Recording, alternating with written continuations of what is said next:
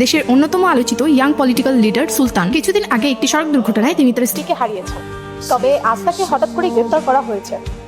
মানুষের মনে হাজারো প্রশ্ন থাকলেও একটি প্রশ্ন পুরো শহর জুড়ে ঘুরপাক খাচ্ছে। And that is why Mr. Sultan is getting arrested. Sir, কি চার্জ আনা হয়েছে আপনার উপর?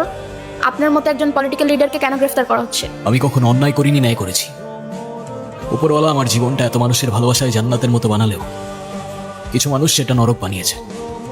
তাই পড়ছি আপনাদের সামনে, আপনাদের হয়ে নরকে। পুরো দেশ ব্যাপারটাকে রাজনৈতিক ভাবলেও ব্যাপারটা যে পার্সোনাল সেটা কেউ জানা না।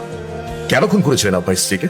কোথায় আমার ওয়াইফের অ্যাক্সিডেন্টের জন্য আমায় সহানুভূতি দেখাবেন তা না, আপনি তো আমার পিছেই পড়ে গেলেন। না, কোনটা অ্যাক্সিডেন্ট আর কোনটা মার্ডার সেটা আমাকে শেখানোর প্রয়োজন। কি ভেবেছেন আপনি রাজনীতি করেন বলে সবকিছু থেকে বেঁচে যাবেন?